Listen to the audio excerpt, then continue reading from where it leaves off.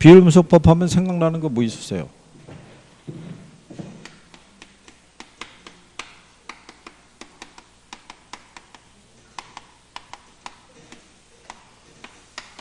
대부 비율 있죠. 또요. 부채 감당률 있죠. 또 채무 불이행률 있죠. 그 다음에 뭐 영업경비 비율 이런 게 있는데, 자, 우리가 대부 비율 배우셨죠? 대부 비율 융자 비율이라고 그래요. 그죠? 자, 지난번에 배우신 거예요. 대부 비율이 50%죠. 그러면 부채 비율이 있죠. 네, 부채 비율이 몇 프로예요? 에?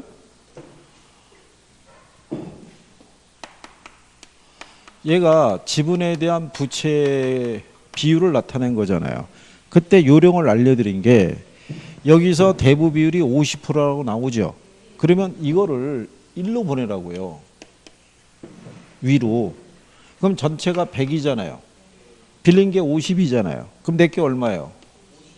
50분의 50 하면 1 나올 거 아니에요. 여기 뒤에 곱하기 100이 있을 거 아니에요. 그럼 얘가 몇 프로겠어요? 너 지금 졸리지? 어? 얘가 60%예요. 몇 프로?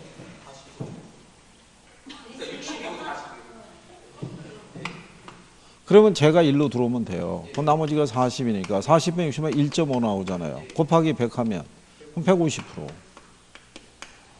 이해하시겠어요? 그래요. 그게 여기 있잖아요.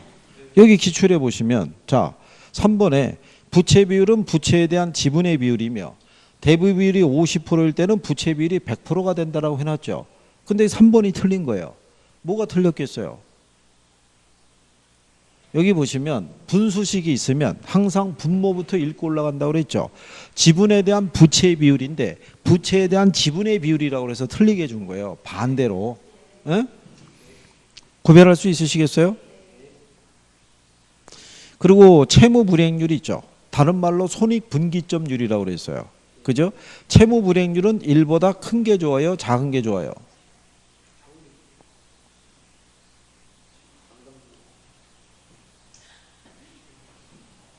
자, 부채 감당률은 1보다 커야 돼요? 작아야 돼요? 채무 불이행률은? 작을수록. 무슨 말인지 알겠어요? 여기는 채무 불이행률은 총 수익과 총 비용의 관계를 물어본 거예요. 손익분기점이죠. 손익분기점이라는 것은 수익과 비용의 크기가 같아지는 점이라고요. 손익분기점을 넘어서부터 이윤이 발생한다고요. 그러니까 얘는 1보다 어떻게 해야 돼요? 작아야 되는 거예요. 그래서 여기가 유효 총소득이고요. 영업경비에다가 뭐 부채 서비스액의 크기를 갖고 측정한 거잖아요. 둘이 같으면 1이겠죠. 그러면 수익과 비용의 크기가 같은 거예요. 1보다 크다는 얘기는 비용이 수익보다 크다는 얘기고, 이게 1보다 작다는 얘기는 수익 대비 비용이 작다는 얘기예요. 그러면 채무 불이행의 가능성이 적다는 얘기죠. 그래서 거기 1번 지문에 나와 있죠. 채무 불이행률은 유효 총소득이 영업경비와 부채 서비스액을 감당할 수 있는 능력인지를 측정하는 비율이고, 채무 불이행률은 손익분기점률이라고도 하는 거예요. 자, 그 다음에 뒤로 가시면은 52번에 부채 감당률 나오죠. 그렇죠? 예. 부채 감당률이라는 건요, 거기 이렇게도 해놨죠.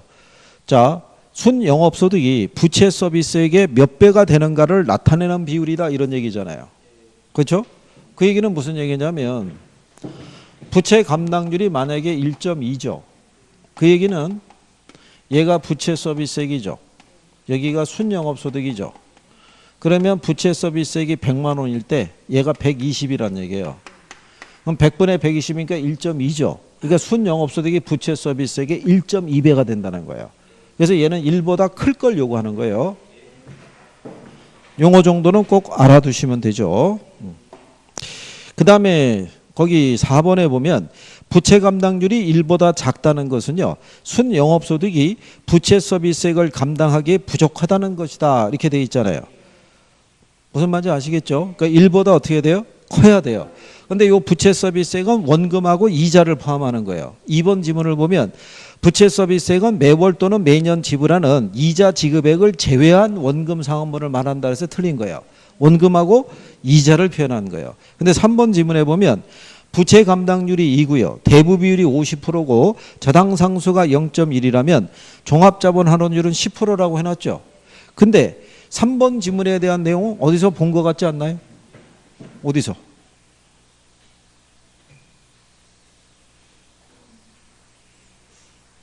아까 오전 수업할 때 우리가 환원율을 구하는 방법, 시장추출법, 그죠? 조성법, 투자결합법, 에르두법, 부채감당법 이렇게 있었죠. 부채감당법에서 환원율을 구할 때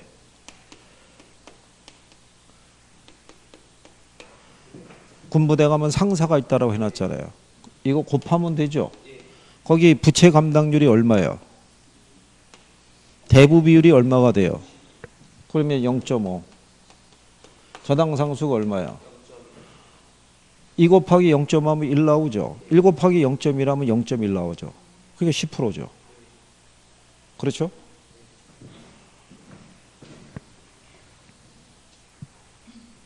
원래 그런 거예요. 원래 알면 간단한 거고요. 예, 몰랐을 때는 되게 이게 무슨 말인지 이렇게 가는 거라고요. 그죠?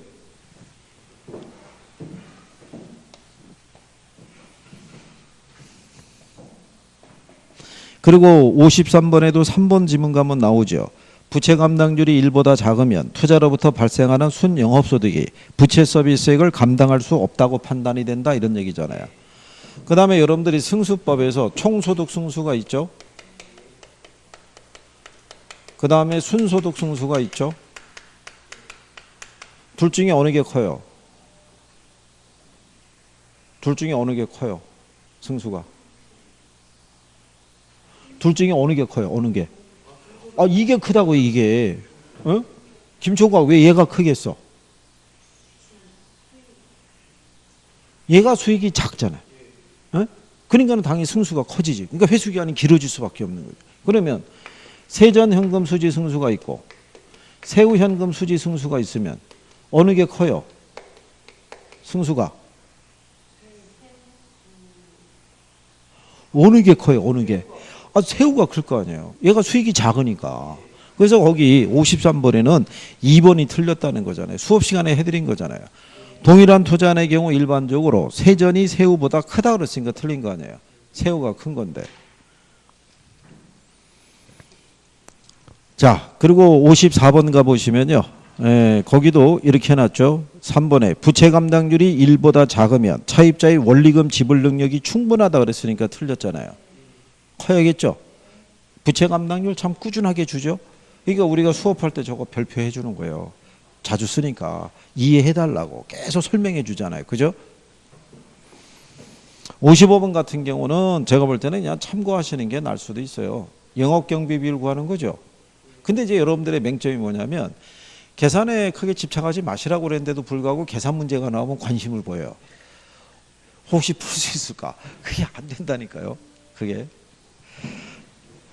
그러면 생각해 보세요. 영업경비 비율은 어떻게 구해요?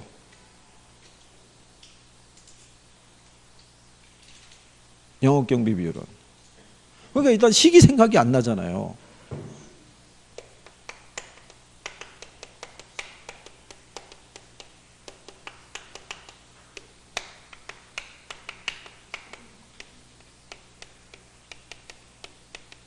이걸 갖고 측정하는데 이 총소득이라는 건 가능 총소득도 있고 유효 총소득도 있죠. 근데 출제는 가능 총소득을 기준으로 물어봤다고요. 여기를. 네, 거기 문제가 이렇게 돼 있잖아요. 가능 총소득에 대한 영업경비 비율은 이렇게 물어봤죠. 그럼 가능 총소득을 구해야 되죠. 거기 보면 호당 임대료가 연 500이죠. 근데 임대 가능 호수가 60호죠. 그럼 가능 총소득이 얼마예요? 그럼 3억이라고요. 거기 공실률이 얼마 줬어요? 10% 줬죠. 그러면 여기서 10% 빼면은 3천 빼야겠죠. 그럼 나오는 게 유효 총소득이죠. 그렇죠?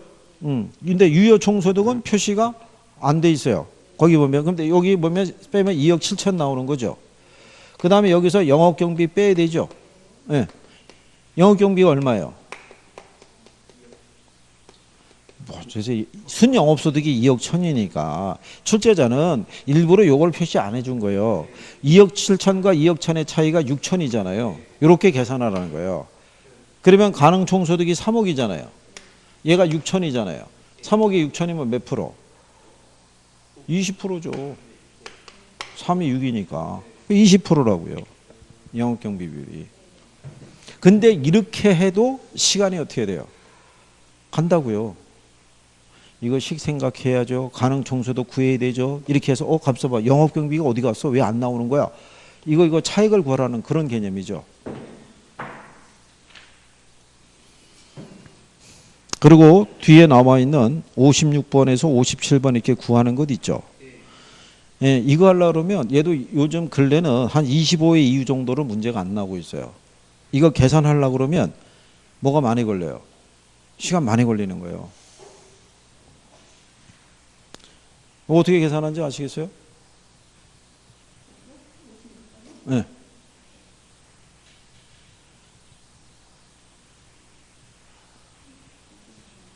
뭐 구하라고 그래요? 수년가 구하라고 그랬죠?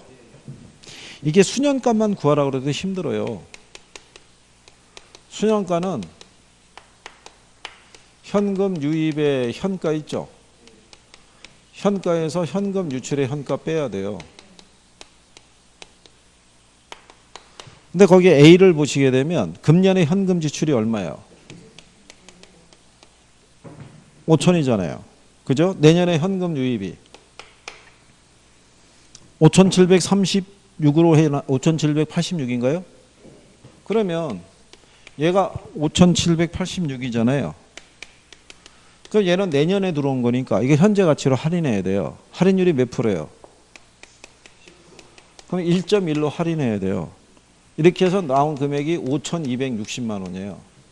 그죠? 그럼 5,260만 원이 이게 유입의 현가고 이게 유출의 현가니까 이거 빼면 260 나온다는 거예요. 무슨 말인지 아시겠어요? 그러면 B를 계산하면 또 어떻게 하겠어요? B는 보게 되면 유출이 지금 4,000이죠. 유입이 얼마 나온 거예요? 4,730 나왔잖아요. 그러면 얘를 또 역시 1.1로 할인해야 돼요. 그래야지만 이 값을 또 구할 수 있는 거예요. 이렇게 빼서 들어가야 돼요. 그럼 결론적으로 몇 개를 계산을 다 해야 돼요? 4개 계산을 다 해야 돼요. 그게 뭐가 많이 걸리는 거예요? 시간이 많이 걸리는 거예요. 구하는 요령은 이렇게 구한다는 거예요. 무슨 말인지 아시겠어요? 그러니까 딱 부딪히면 어려운 거예요. 이게. 그러니까 이렇게 구하는 요령이라는 것만 여러분들이 알아두시면 되는 거예요. 이거 계산하면 4,300인가 나와요. 그럼 이거 빼면 남는 게 얼마예요? 300. 이렇게 계산하는 거예요. 어떻게 계산하시는지 알겠어요? 할인율이 있으면 할인율 대입하면 돼요. 단 요령은 뭐가 있냐면 혹시 나왔을 때 할인율 있죠? 네? 네, 할인율의 크기 정도는 만약에 이렇게 나온 거예요. A가 660만 원 이렇게 나와 있죠? 네, 근데 할인율이 만약에 10%잖아요. 그러면 600의 10%가 얼마예요? 60이죠. 그러면 얘는 굳이 이거를 1 플러스 0.1로 할 필요가 없이 그냥 660 빼고 그냥 600이 된다고요. 무슨 말인지 아시겠어요? 근데 B가 주어졌는데 440이라고 줬죠. 그럼 얘는 그냥 400인 거예요. 그러면 암산으로 계산이 되죠. 이런 배열로는 한 번은 나올 수는 있을 거예요. 이런 배열로 예전에도 나왔던 선례가 있으니까. 그래서 항상 혹시 이거 계산할 때는 할인율 정도는 살펴보라는 거, 뒤에 끝자리를 한번 맞춰보라는 거, 그런 요령 정도로만 생각하시면 돼요. 그렇지 않은 상태에서는, 그러니까 예를 들어서 이런 거예요. 우리 수업 시간에 알려드렸지만 268페이지 가면 58번 문제 있죠. 네? 거기 할인율이 몇 프로예요? 7%죠. 근데 A를 보면은 초기 현금 추출이 3,000이죠. 말기 현금 유입이 7,490이죠. 그러면 7,000의 7%면 얼마예요? 그러니까 걔는 7,000인 거예요. 그러니까 490 떼면 되는 거예요. 무슨 말인지 이해하시겠어요? 그러면 C를 가보게 되면 3,210만 원이죠. 그럼 3,000의 7%면 얼마예요? 37에 20이니까 210, 그럼 걔는 3,000이 되는 거예요. 그러니까 이 문제에서는 출제자는 두 가지는 암산으로 할 수 있게끔 해준 거예요. 무슨 말인지 이해하시겠어요? 그렇게 했음에도 이런 배열이 왜 안 나오느냐는 게 뭐냐면 순현가하고 수익성 지수를 두 개를 계산하라고 하면 힘든 거예요.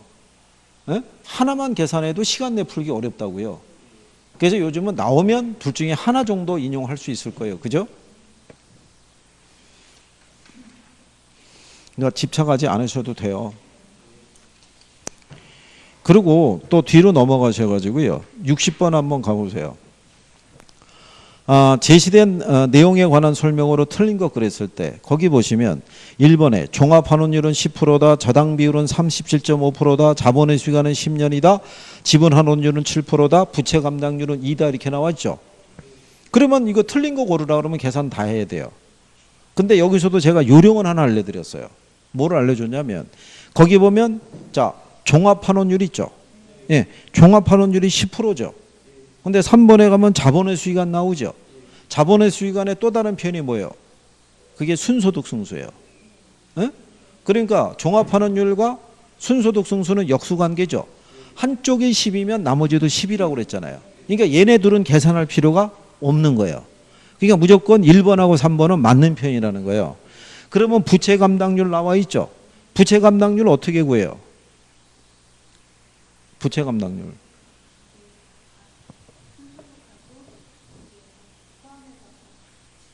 아니 그냥 여기 있잖아요. 여기. 에? 거기 보면 순영업소득이 얼마예요? 8천. 저당 지불액이 4천이잖아요. 8천 4천 나누면 얼마예요?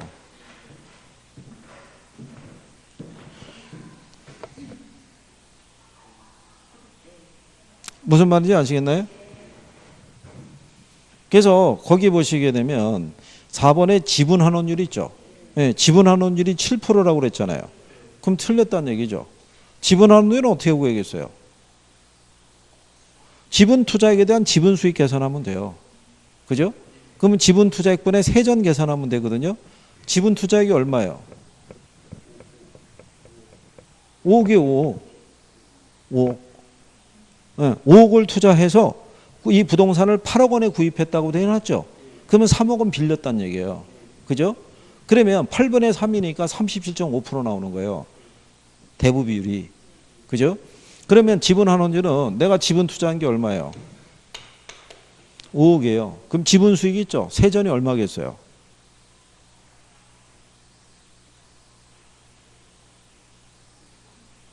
세전은 어떻게 구해요? 순영업소득에서 이게 부채 서비스액 이거 빼면 그게 나오는 게 세전이잖아요. 그럼 8천에서 4천 빼면 남는 게 얼마? 4천이잖아요. 5억에 4천이면 몇 프로? 8%잖아요. 5, 8, 40이니까. 그러니까 4번이 틀렸다는 거죠. 7%가 아니라 8%란 얘기죠. 그래 한번 생각해 보세요. 저하고 이렇게 풀 때는 이렇게 하면 탁탁탁 풀리는 것 같잖아요. 본인들이 가서 이 지문 나와 있으면 이걸 다루기가 쉽지가 않아요. 그죠?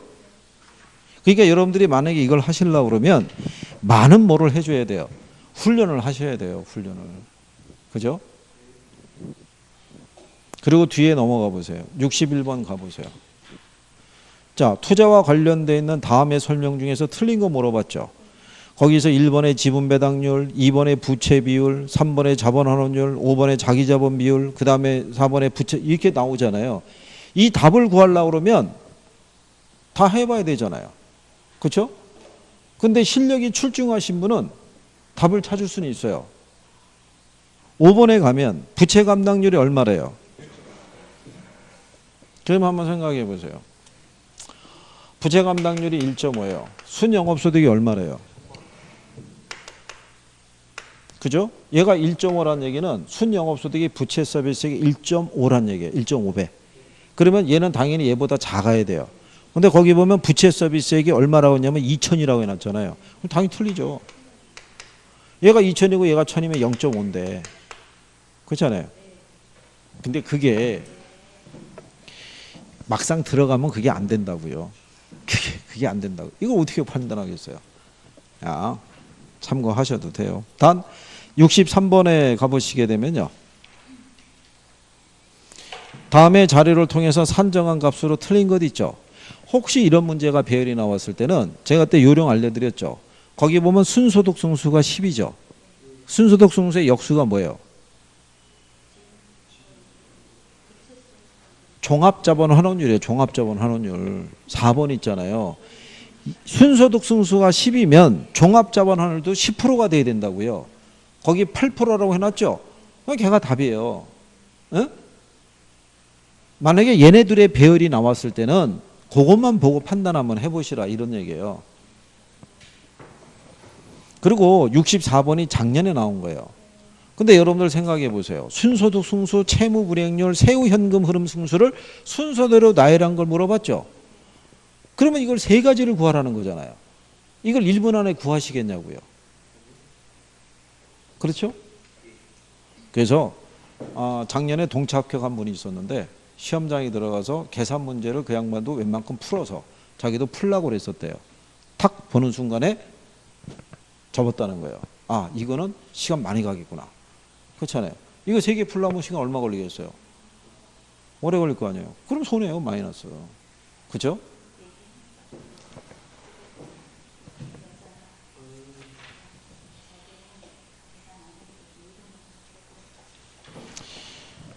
그러니까 저희가 이거 해드릴 때 그냥 할 수 있는 것 정도만 이렇게 해보셔도 돼요. 무슨 말인지 아시겠나요? 그래서 그 다음에 66번에 가시면요. 아까 65번은 풀어드린 거예요. 회수기간 해가지고. 이거 이제 66번서부터는 최대 융자 가능 금액이 있죠. 이거는 금융 쪽에서 이제 주로 물어보는 거예요. 융자 얼마 받을 수 있느냐. 그렇죠?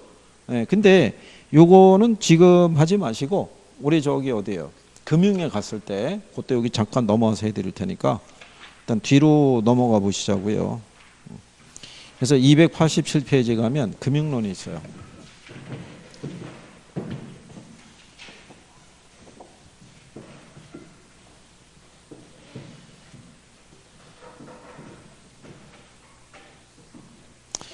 자, 그거는 이제 알아두셔야 돼요. 그 금융에 가시면은 부채금융하고 지분금융이 있죠. 요거 구분하는 거. 요거는 뭐 복잡한 건 아니잖아요. 자, 그러면 지분금융 얘기할 때 대표적인 거 뭐 얘기했었어요?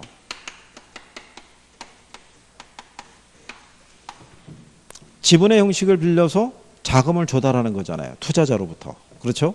뭐를 발행을 해서. 주식 발행 등을 통해서 자금을 조달하죠. 그때 여기 우리가 이렇게 해줬잖아요. 조가 뭐예요? 조인트 벤처. 신은 신디케이트. 리는 뭐예요? 리치. 그죠?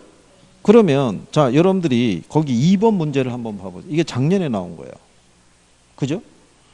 자 다음 자금 조달 방법 중에서 지분금융에 해당하는 거 물어봤죠? 그럼 답이 뭐겠어요? 3번에 부동산 투자회사밖에 없잖아요. 리츠. 이건 찍으라고 주는 거잖아요. 맞추라고. 근데 이걸 또 틀리고 그죠? 아주 쓰러진다는 얘기죠. 아 이거 틀릴 게 뭐 있어요? 저걸 안 돼가지고 저 제목만 저렇게도 해줬는데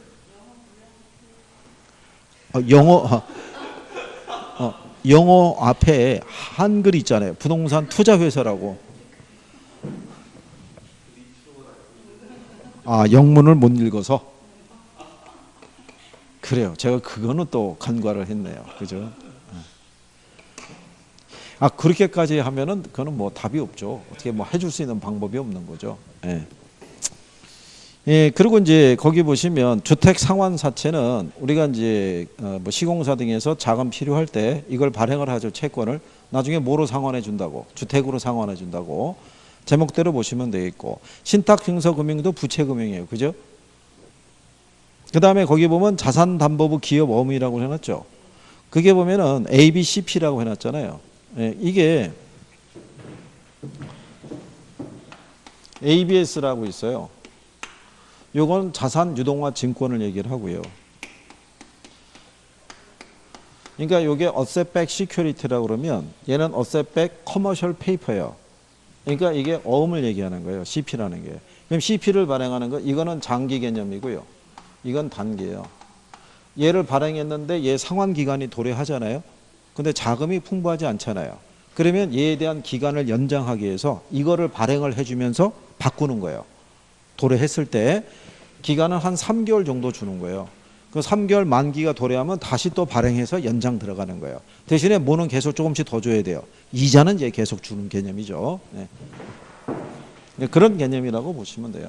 한번 여러분 시험에 나왔던 적이 있어요. ABS하고 ABCP를 비교해서 나왔던 적이. 근데 그것도 딱 한 번 나오고 안 나온 거예요. 그런 오래간만에 지문을 한번 등장한 거예요. 근데 뭐 쟤는 답하고는 무관한 거예요. 부동산 투자회사 리츠를 워낙 확실하게 줬기 때문에. 그죠? 그리고 뒤로 넘어가시면 4번에 원금 균등하고 원리금 균등이 있죠. 예. 얘네는 항상 비교가 잘 돼 있어야 돼요. 원금 균등하고 원리금 균등은. 예. 자, 우리가 여러분들이 보시면 이거를 정리하실 때 거기 1번 지문에서 뭐 물어본 거예요? 대출 초기에 제길 초기에 원리금 물어본 거죠. 초기 원리금 상환액이 있죠. 원금 균등이 있고 원리금이 있으면 어느 게 커요? 얘가 큰 거예요. 원금이. 그 다음에 두 번째 봤을 때 원금 회수 위험이 있죠. 원금 회수 위험은 원금이 있고 원리금이 있으면 어느 게 커요? 원리금이 크죠. 원금 균등이 상대적으로 작잖아요. 그죠? 그래서 이제 거기 보시면은 2번에 대출자 입장에서 차입자에게 원리금 균등분할 상환 방식보다 원금 균등분할 상환 방식으로 대출해 주는 것이 원금 회수 측면에서는 보다 안전하다 이렇게 돼 있잖아요. 그죠? 그 다음에 차입자의 소득이 있죠. 예, 소득 기준을 따는 어떤 방식으로 대출받는 게 유리하냐 이거예요. 원금이 있고 원리금이 있으면. 뭐가 유리해요? 네. 이게 난 거죠. 상환액이 작으니까. 무슨 말인지 아시겠어요? 자, 그래서 3번에 뭐 원리금은 원금에 비해서 대출 초기에 소득이 낮은 차입자에게 유리하다 이런 얘기죠. 이해하시겠어요? 자, 초기 원리금에서 지금 제가 초기 원리금에서 이자가 차지하는 비중이 있죠. 원금이 있고 원리금이 있으면 이자가 차지하는 비중은 어느 게 커요? 뭐가 커요?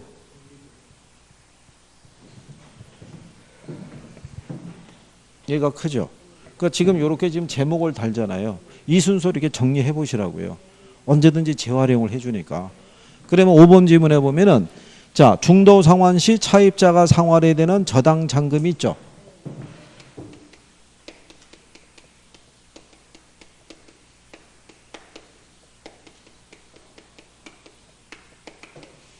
원금이 있고 원리금이 있으면 어느 게 커요?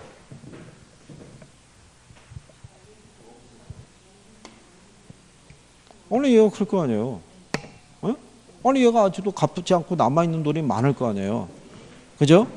근데 원리금이 원금보다 작다라고 그랬으니까 걔가 틀렸을 거 아니에요. 5번이. 그런 식으로 구별할 수 있으셔야 되는 거예요. 무슨 말인지 아시겠죠? 자, 그 다음에 이제 뒤로 넘어가시고 이제 다 같은 이제 개념인 거예요. 그죠? 근데 거기 6번을 가보시면 이런 거죠. 자, 옳은 거 모두 고르라고 해놨죠. 6번에 가시면 거기 가면 자, 상환 첫해 원리금 상환액이 있죠. 원리금하고 원금이 있으면 어느 게 커요? 여기 해놨잖아요. 원금이 크죠. 걔 기억 틀렸죠. 자, 체증식의 경우는 미래 소득이 감소될 거로 예상되는 은퇴 예정자에게 적합하다는 거 틀린 거죠. 체증은 누구에게 유리해요? 미래 소득이 증가할 거로 예상이 되는 젊은 세대에게 유리한 거죠. 그 다음에 이거 수업할 때 이거 한 거 기억하시세요? 우리가 원리금 상환할 때 보게 되면요. 원리금 균등 상환 방식이 있죠. 얘는 원리금이 균등한 거고요. 그 다음에 점증이 있죠. 또는 체증식이 있죠. 얘는 원리금이 뭐 한다는 거예요? 점증, 증가한다는 거고. 그 다음에 원금 균등이 있죠. 얘는 원리금이 어떻게 된다고 그랬어요? 얘는 체감한다고 그랬죠. 그렇죠? 그 다음에 원리금 균등에서는 시간이 경과할 때 원금과 이자가 차지하는 크기가 틀려지죠. 시간이 지날수록 얘는 커지고 얘는 작아지잖아요.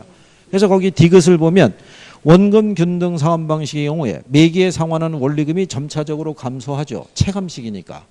근데 원리금 균등 상환 방식의 경우는 매기 상환하는 원금액이 점차적으로 늘어나죠. 그렇잖아요. 그래서 디귿하고 리을이 답이에요. 이게 얘네들의 가장 큰 특징을 얘기해 주고 있는 거예요. 이거 잘 물어보는 거예요. 기억해 주시는 거예요. 그리고 그런 내용을 계속 반복하는 거예요. 왜냐하면 뒤로 넘어가시면 문제 7번 있죠. 7번에 보시면 기억에, 이거 작년 거죠. 자, 기억에 원금 상환 방식의 경우는 매기간 상환하는 원리금 상환액과 대출 잔액이 점차적으로 감소한다라고 해놨잖아요. 그러니까 줄어들겠죠. 그렇죠? 그 다음에 니은에 봤더니 원리금 균등 상환 방식의 경우에 매기에 상환하는 원금 상환액이 점차적으로 감소한다고 그랬죠. 그럼 틀렸을 거 아니에요. 여기 보면 원리금 균등은 가면서 어떻게 해야 돼요? 계속 증가하잖아요. 그렇죠? 그 다음에 디귿을 봤더니 점증 상환 방식의 경우 미래 소득이 증가될 것으로 예상되는 차입자에게 적합하다. 맞는 표현이죠. 그 다음에 대출기간 만기까지 대출기간의 총 이자 수입의 크기 있죠. 총 이자 수입의 크기는 어느 게 제일 커요?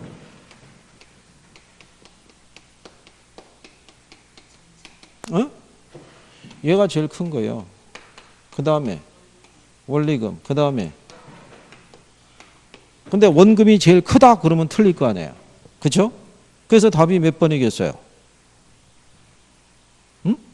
기억하고 디귿. 비슷한 표현을 계속 쓰죠. 그러니까 이런 것들은, 그러니까 이걸 여러분들이 빨리 정리하시려고 그러면 이런 식으로 항목을 만들어 갖고 이래가지고 비교하는 거를 내가 해보게 되면 쫙 적어보면서 해보는 거예요. 그러면 여기가 조금씩 정리가 돼요. 눈으로 보고 하는 건 정리가 안 돼요. 눈으로만 보는 거는 모든 논리가 다 마찬가지인 거예요. 자, 그 다음에 뒤로 넘어가셔가지고 10번이 있잖아요. 그죠? 10번에 보시면 다음 가로 안에 들어갈 것으로 옳은 걸 물어봤죠. A 방식이란 원리금 상환액 부담을 초기에는 적게 하는 대신에 점차 그 부담액을 늘려가는 방식이죠. 그럼 당연히 뭐예요? 체증이죠, 체증. 그 다음에 B 방식이란 원리금 상환액은 매기 동일하지만 원리금에서 원금과 이자가 차지하는 비중이 상환식에 따라 다른 방식이 있죠. 그럼 뭐겠어요? 원리금 균등이죠. 원리금 균등. 시간이 갈수록 원금하고 이자의 크기가 틀려지잖아요. 그런 거를 정리를 해 두시는 게 필요한 거예요. 그죠?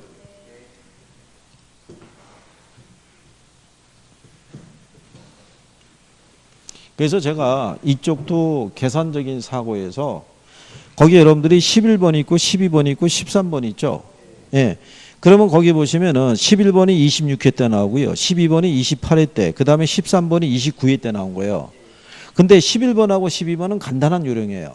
근데 13번은 다 계산을 해야 돼요. 원리금 균등분할 상환 방식이어서 계산을 다 해야 되는 거예요. 그러니까 뭐가 많이 걸려요?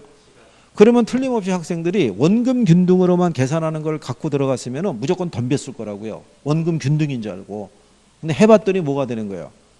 원리금 균등분할 상환인 거예요. 그죠? 예를 들어서 12번 문제 있죠. 거기 보면은 9회차에 상환할 원리금 상환액과 13회차에 납부해야 되는 뭐를 물어본 거예요? 예, 이자 납부액을 물어봤잖아요. 그죠? 예, 그거는 그냥 이렇게 계산하면 된다고 그랬어요. 거기는 원금 균등이 나오면 뭐를 먼저 구하면 돼요? 원금을. 원금은 융자금을 뭐로 나누면 돼요? 납입 횟수로 나누면 돼요. 근데 거기 보면 융자금이 5억이죠. 근데 매년 상환 조건이죠. 연단위. 예, 그래서 20년이잖아요. 5억을 20으로 나누면 원금이 2,500 나와요. 그죠? 그런데 첫 번째 조건이 뭐냐면 9회차에 상환할 원리금을 물어봤어요. 근데 원금은 구했죠. 얼마라고? 2,500이라고. 그럼 이자 계산을 할 때 9회차니까 2,500만 원을 8번 갚았다는 얘기예요. 그러면 8번 계산하면 2억은 상환했다는 얘기예요. 그럼 남아있는 잔액이 3억이에요. 3억의 이자율이 5%죠. 그럼 얼마예요? 355니까 1,500이잖아요. 그럼 원금 2,500과 이자 1,500 합하면 원리금이 얼마 나오겠어요? 그럼 4,000. 무슨 말인지 아시겠나요? 자, 그 다음에 유령이죠. 그 다음에 13회차에 뭐를 물어봤어요? 이자 물어봤죠. 그럼 같은 유령이에요. 그러면 2,500만 원을 12번 갚았다는 얘기예요. 그럼 3억 원 상환했다는 얘기죠. 그럼 남아있는 잔액이 얼마예요? 2억. 2억의 이자율이 몇 프로예요? 5%. 2억에 5%면 1,000만 원이죠. 그러니까 4천하고 1,000 나오는 거예요. 근데 이렇게 하더라도 이게 막상 실전에서 나왔을 때 있죠. 이거를 한 번이라도 접하지 않는 수강생들은 다 어려웠던 거예요. 아니 이게 뭐야? 전 문제는 2회차 물어보더니 이게 웬 9회차하고 13회차를 어떻게 계산하는 거야? 저희는 그때 이거 몇 회요? 뭐 50 몇 회차, 뭐 90 몇 회차 이렇게도 풀어본 거예요. 왜? 요령이 간단하니까. 무슨 말인지 아시겠어요? 그러니까 요런 정도 나왔을 때 해보시라 이런 얘기예요. 네. 그렇지 않고 원리금 균등 막 이렇게 하게 되면 또 머리 아픈 거예요. 그 다음에 뒷장으로 넘어가시게 되면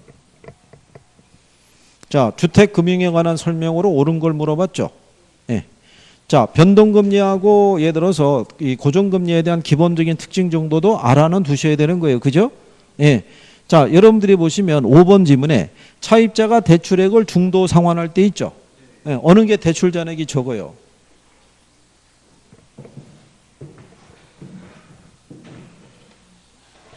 여기 해놨잖아요. 원금이 적잖아요. 그러니까 이게 익숙해져야 되는 거예요. 무슨 말인지 아시겠나요? 1번 지문에 보면 원금 균등 상환 방식과 원리금 균등 상환 방식의 1회차 월 불이백은 동일하다. 동일해야 하네요. 에? 틀린 거예요. 네, 이자만 같아요. 똑같은 조건일 때 융자금이 1억이고 이자율이 만약에 10%로 주죠. 고정금리잖아요. 그러니까 원금 균등이나 원리금 균등이나 1회차 이자는 다 1,000만 원인 거예요. 그렇잖아요. 이자만 같다는 거예요. 월 불이백은 다 틀려요. 무슨 말인지 아시겠죠?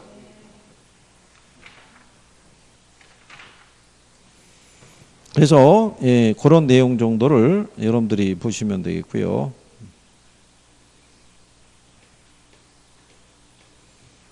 자, 그 다음에 이제 15번에 보시게 되면요. 주택담보대출에 관한 설명으로 옳은 거 물어봤죠? 15번에. 그래서 이게 계산 논리에 대한 것에서는 너무 이렇게 매이거나 그러지 마시고 이렇게 이론 나오는 거는 놓치지 마시라는 거예요. 이런 경우는 그 시험 운이라고 밖에 할 수가 없는데 딱 이런 형태로 다시 한번 그대로 비슷하게 숫자만 다르게 나와주면 어떻게 해볼 수도 있는데 형식이 매번 바뀌어지는 거예요. 그러니까는 이거 해가지고 이거는 이제 학생들이 자신이 생긴 거예요. 요령을 알았다 이거죠.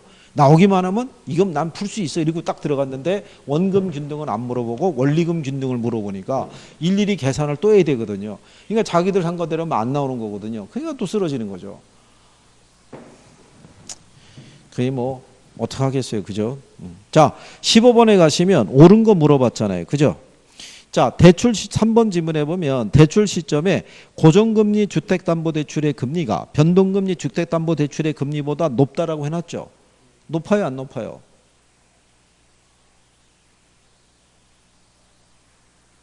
이러면 큰일 나는 거예요. 이거는 그냥 기본으로 해줘야 되는 거예요.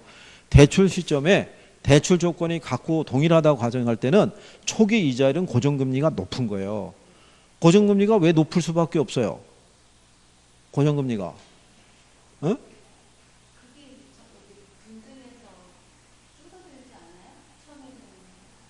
그게 아니고요.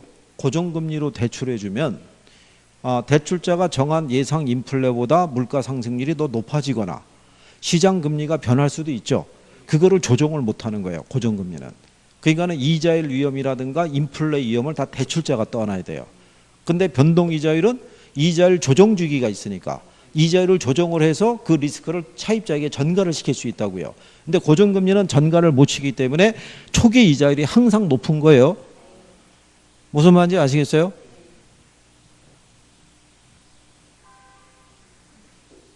그래서 거기 4번 지문에 보시면 대출금리가 고정금리 있죠.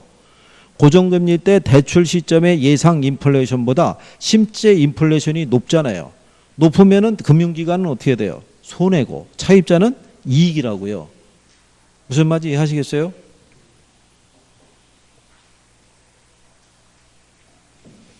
그래서 이게 옳은 거 고르라고 그랬잖아요. 그래서 답이 2번인 거예요. 그게. 그러니까 이거는 우리가 나중에 여러분들이 인강을 보시면 아시겠지만 이거는 항상 고정금리하고 변동금리 설명할 때 초기 이자율은 고정금리가 높은 거예요. 변동금리보다. 아니죠. 그건 아니고 금융기관 입장에선 그렇다는 거예요. 예를 들어서 고정이자율로 대출해 주잖아요.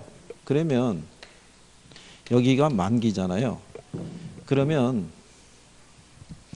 예를 들어서 고정금리 있죠. 네, 고정금리는 가령 예를 들어서 5%로 빌려줬어요.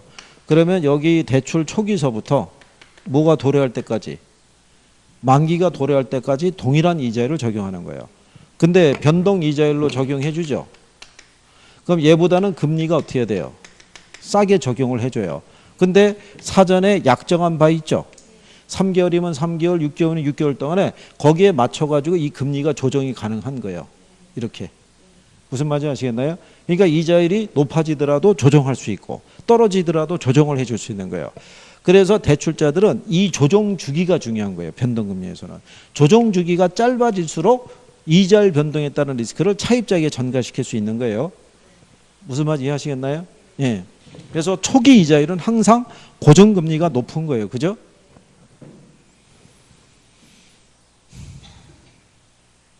그 다음에 고정금리로 대출해 줬을 때 있죠. 조기상환 위험이 있죠. 조기상환. 조기상환은 약정 이자율이 있고 그 다음에 시장 이자율이 있으면 뭐가 클 때 조기상환이 발생해요? 아니 이게 정확하게 얘기해 주지. 이거를 당연히 알고 있어야 되는 건데 한쪽은 시장 한쪽은 약정 뭐 이렇게 해서 되물으시면 어떻게 해요 이거를. 이러면 조기상환 하는 거죠.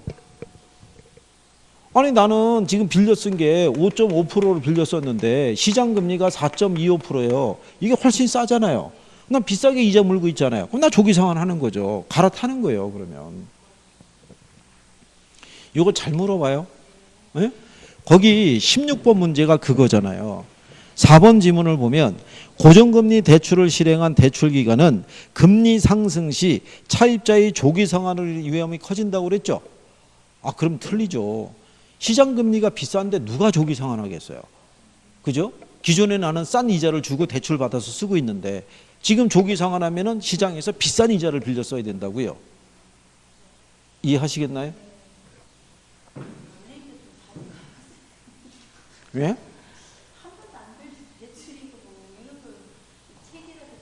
아니 그래도 박관 양반은 아실걸요?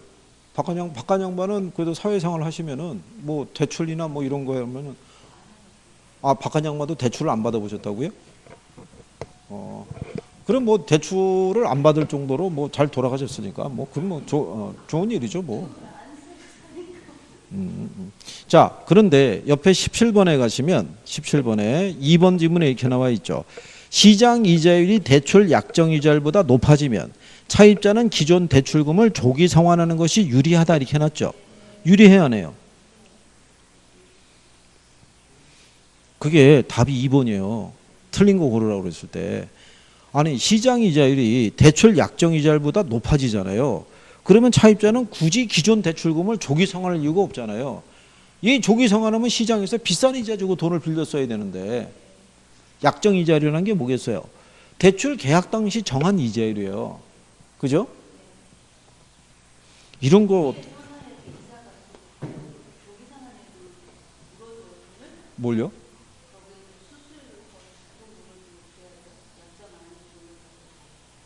이게 조기 상환에 따른 페널티는 다 부과해요. 고정금리가 됐거나 무슨 금리가 됐거나. 예, 그런데 변동금리로 대출해 주게 되면 금리가 바뀌더라도 얘는 조정을 하거든요. 그렇기 때문에 조기 상환을 하더라도 얘는 리스크가 좀 줄어요. 그래서 이번에 조정을 해가지고 옛날에는 이게 조기 상환 수수료가 같았는데 지금은 변동금리의 조기상환 수수료가 좀 싸요. 이게 둘 다 조기상환 수수료는 다 내야 돼요. 둘 다.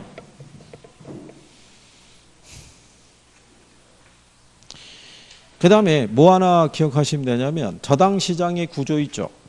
1차 시장 있죠. 1차 시장의 또 다른 표현이 뭐예요?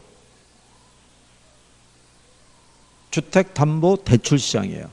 2차 시장의 또 다른 표현이 뭐예요? 그렇죠. 주택자금 공급시장이에요. 그거는 기억하셔야 돼요. 네?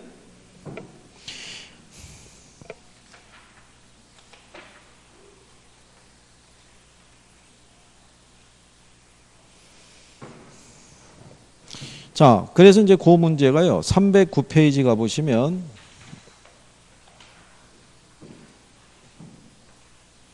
그리고 이거 저기 다음 주에 오시면은 이게 이제 마무리하는 건데 최소한 한 번은 훑어보고 오셔야 되는 거죠. 그래야지 우리가 축축축축 나갈 수가 있죠. 근데 또 하나 뭐냐면 제 저기 같으면은 뭐 다음 주도 하고 그 다음 주 하고 뭐 계속 더 해드리고 싶은데 문제면 우리가 이거 늘어지는 과정에서 밖에서 촬영하는 분도 곤욕인 거예요. 이거 다른 건 다 끝났는데 얘 하나만 그냥 이러고 가고 있는 거잖아요. 못 쉬고 있잖아요.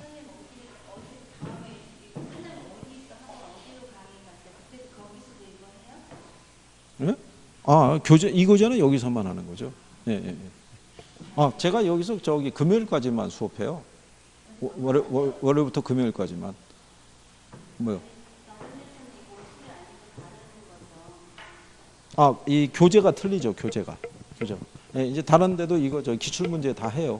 전국적으로 학원들이 이맘때 되면은 기출 문제 이 강좌가 다 열려요. 오후 시간에.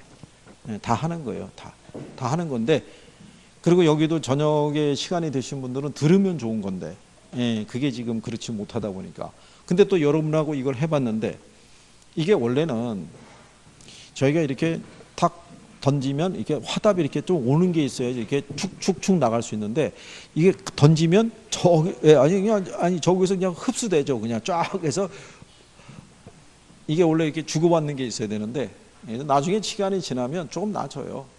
그러니까 자 19번에 가시면요. 부동산 시장 및 부동산 금융에 관한 설명으로 틀린 거 물어봤죠. 거기 3번 지문에 보면 이런 표현 나오죠. 다른 대출 조건이 동일할 때 통상적으로 고정금리 주택자당 대출의 금리는 변동금리 주택자당 대출의 금리보다 높다 이렇게 되어놨죠. 이것도 가끔 기본적으로 나오는 지문인 거예요. 예, 근데 5번 지문에 가면 주택금융시장은 금융기관이 수취한 예금 등으로 주택담보대출을 제공하는 주택자금 공급시장. 투자자로부터 자금을 조달해서 주택자금 대출기관에 공급해주는 주택자금 대출시장. 이렇게 해놨죠. 그래서 틀린 거예요. 표현이 바뀌었다고요. 주택자금 공급시장과 주택자금 대출시장 있죠. 위치가 틀려진 거예요. 근데 그게 20번 문제로 가보시게 되면 20번 문제. 자, 4번 지문에 이렇게 해놨죠. 2차 저당대출 시장은 저당대출을 원하는 수요자와 저당대출을 제공하는 금융기관으로 형성되는 시장을 말하며 주택담보대출 시장이 여기에 해당이 된다고 해놨죠. 주택담보대출 시장은 몇 차 시장이에요? 1차죠. 근데 2차라고 그랬으니까 틀린 거예요. 그러니까 1차 시장하고 2차 시장 정도는 구별을 해줘야겠죠. 그렇죠? 여기 해설이나 이런 거는 잘 들어가 있잖아요. 읽고 한번 그걸 확인 정도 해보시면은 틀림없이 문제 풀 때 도움이 많이 된다고요. 그렇죠? 그 다음에 21번, 22번. 여기에 이제 그 뭐가 나오는 거냐면 증권에 대해서 나오는 거죠. 그러면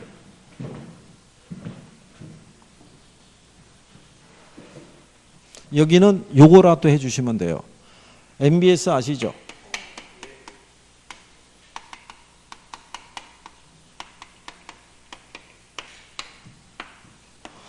여기 가면 지분형 MBS라고 있죠.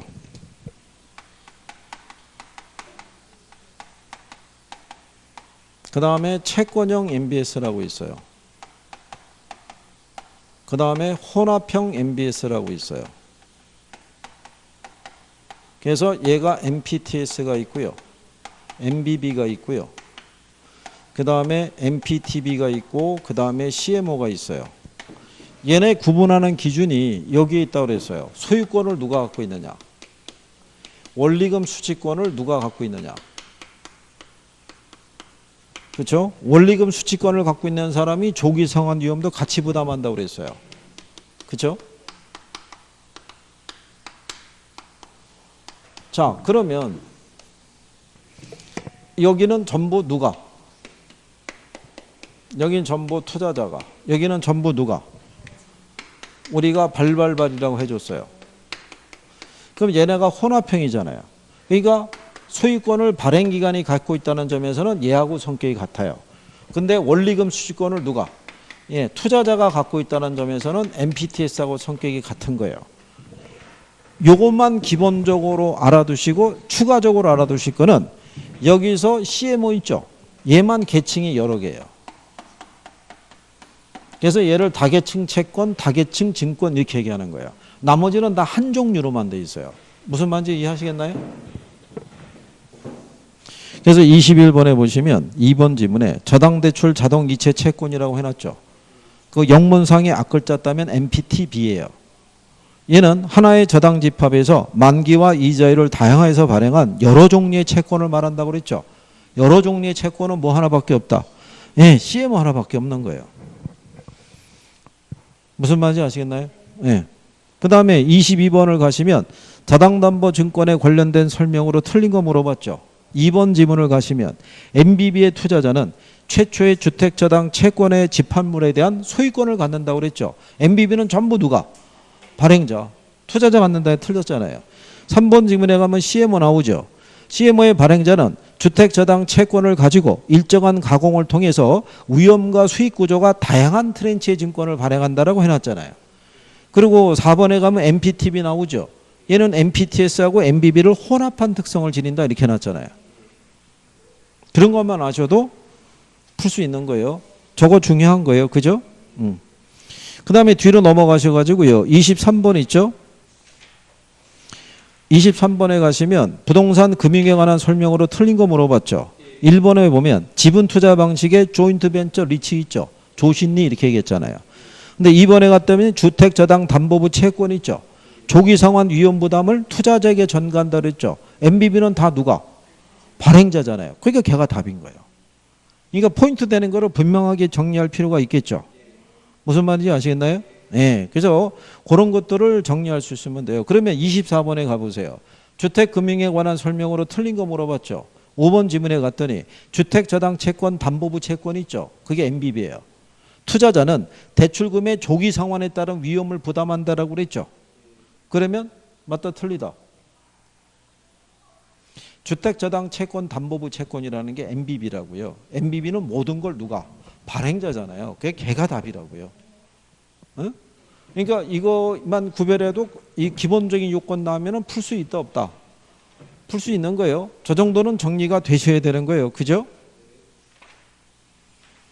자, 그래서 이제 그런 내용 등에 대해서 그 다음에 이제 리치에 대한 개념이 있죠. 야, 김총각 입에서 기계적으로 대답이 나온다 그냥. 이제 한 번에 너무 많은 걸 하고 있어. 자, 이 리치에 대해서는 리치법에 대해서는 꼭 정리해 줘야 돼요. 그죠? 한번 물어볼까요? 자기관리 있고 위탁관리 있고 기업 구조정 있죠. 네? 이렇게. 얘 설립 자본금이 얼마예요?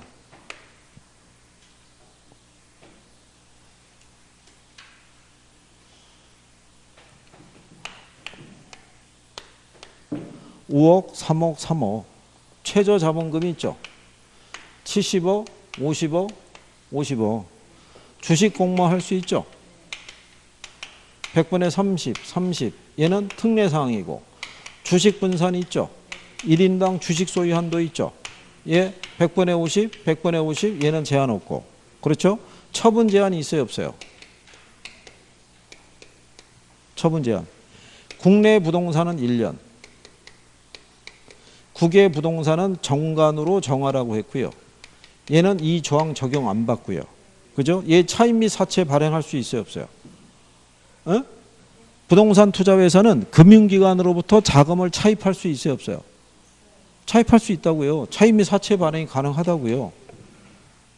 그러니까 안 보면 또 잊어먹는 거예요. 에? 무슨 말인지 아시겠나요? 자, 위탁관리 부동산 투자회사 있죠. 본점에 지점 설치할 수 있어요, 없어요? 기업구조종 부동산 투자회사는 본점에 지점을 설치할 수 없는데 직원이나 상근 임원을 고용할 수 있어요, 없어요? 없어. 거기 25번에 보시면 25번에 316페이지예요. 예, 거기 뭐 1번에 자기관리 부동산 투자회사의 설립 자본금은 얼마? 자, 3번 지문에 가면 위탁관리 부동산 투자회사는 본점에 지점을 설치할 수 있으며 직원을 고용하거나 상근 임원을 둘 수 있다는 했죠. 이게 틀린 거예요. 그거는 기업 구조조정도 똑같은 거예요. 무슨 말인지 아시겠어요?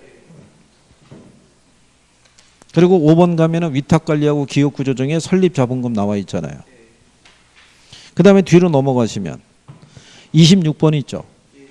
자, 거기 4번에 가면 위탁관리 부동산 투자회사는 본점에 지점 설치할 수 없죠. 직원을 고용하거나 상근 임원을 둘 수 없죠. 맞는 지문이잖아요. 그러니까 한 번은 맞고 한 번은 틀리게 이렇게 번갈아가면서 주는 거예요. 근데 2번에 갔더니 자기관리 부동산 투자회사의 설립 자본금이 3억 원이래잖아요. 그럼 걔가 틀린 거잖아요. 얼마나 간단한 내용이에요. 여기는 그냥 리치법에 대한 기본적인 것만 알아도 충분히 풀 수 있어요, 없어요? 예, 충분히 풀 수 있는 거예요. 그죠? 자, 그 다음에 그 밑에 가시면 27번 있죠. 예, 그걸 설명해 보시게, 틀린 걸 물어봤을 때 2번에 가면 기업구조종 부동산 투자회사는 회사의 실체가 없는 명목회사로 법인세 면세 혜택이 있다 없다? 있어요. 무슨 말인지 아시겠나요? 100분의 90 이상을 배당을 해주게 되면 세제상의 혜택을 봐요. 근데 자기관리는 그게 없어요. 자기관리는 그런 정도 보시면 되겠고, 그 다음에 뒤로 넘어가시면요 28번에 자, 자기관리 부동산 투자회사의 설립 자본금 5억이라고 또 나오죠. 예, 위탁관리 부동산 투자회사는 얼마라는 거예요? 3억. 근데 영업인가 또는 등록 후 6개월 이내에 30억 원을 모집해야 된다고 그랬죠. 그럼 틀리죠. 얼마? 50억, 최저자본 50억. 그래서 답이 1번인 거예요. 그렇죠? 근데 4번에 봤더니 이렇게 또 나와 있잖아요. 위탁관리 부동산 투자에서는 본점에 지점을 설치할 수 있으면, 그러니까 틀렸잖아요. 또 5번 지문에 갔더니 부동산 투자에서는 이 금융기관으로부터 자금을 차입할 수 없다, 그러니까 또 틀린 거잖아요. 차입할 수 있어요, 없어요? 차입할 수 있잖아요. 그래 놓고 또 29번에 가면 1번에 자기관리 부동산 투자회사의 설립 자본금은 5억 원 이상으로 또 나오잖아요. 설립 자본금. 위탁관리하고 기업구조정은 얼마? 3억. 그죠? 그 다음에 위탁관리 부동산 투자에서는 본점에 지점 설치할 수 없죠. 근데 틀린 게 5번이죠. 현물출자에 의한 설립은 불가능하죠. 그죠? 이게 작년에 이게 답이었어요. 맞죠. 작년에 이게 답이었던 거예요. 이게 결국은 같은 내용을 갖고 계속 돌아야 안 돌아요. 계속 도는 거예요. 그러니까 거의 뭐 이 정도 우리가 수업 시간에 체킹해 준 내용 정도만 정확하게 숙지하고 있으면 답을 맞추는 데는 별 지장이 없는 거예요. 그죠? 잘 해주실 거라고 생각하고. 그래서 뒤에 나와 있는 이 부동산 투자 회사에 대한 거는 그런 정도만 기초적으로 정리하셔도 무난하게 풀 수 있을 거라고 생각을 해요. 무슨 말인지 아시겠죠? 예, 그래서 그런 정도 정리하시고요. 그 다음에 335페이지로 가시면 프레이트 금융이라고 나와 있죠. 프레이트 금융에 대한 것도 기본적으로 뭐는 할 수 있어야 돼요. 정리는 할 수 있어야 돼요. 그죠? 예. 프레이트 금융에서 일단 기억나는 거 뭐 있어요? 프레이트 금융은.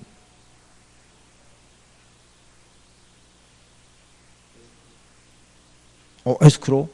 에스크로는 기억이 나는 거야? 그래. 에스크로. 자, 프레이트 회사를 설립해가 난 다음에요. 자금의 흐름은 뭐를 설치해서? 에스크로 계정을 통해서 운영을 하는 거예요. 그죠? 그래서 그 내용 정도는 여러분들이 구별을 할 수 있으셔야 돼요. 그래서 거기 39번에 가보시면요. 335페이지. 39번에 가보시게 되면 예, 거기 보면은 1번 지문에 부동산 개발 사업의 현금 흐름을 통제하기 위해서 무슨 계정을 운영한다는 거예요. 에스크로 계정을 운영하도록 한다 이런 얘기예요. 그런데 거기 뒤에 넘어가서 40번 있죠.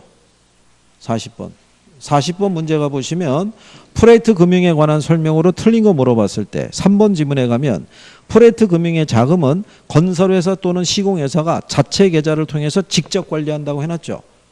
그래서 틀린 거예요. 뭐를 통해서 관리하는 거예요? 에스크로 어카운트, 위탁 결제 계정이 있죠. 그걸 또 위탁 관리 계좌 뭐 이런 식으로 얘기하는 거예요. 그죠?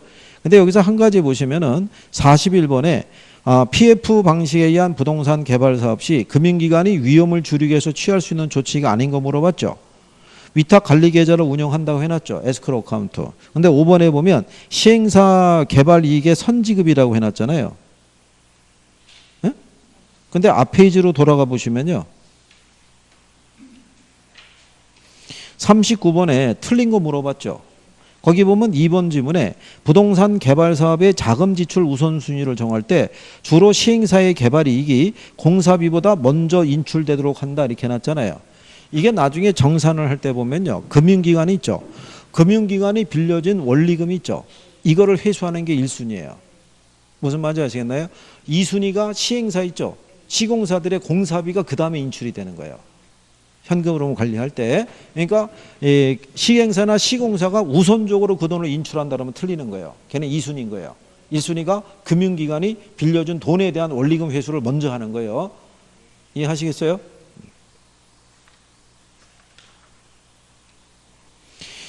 그 다음에 그 338페이지부터 연금 요거 나와 있는 것 있죠. 요거는 이번에 요게 이제 개정이 될 수 있는 소지가 있어요. 개정이.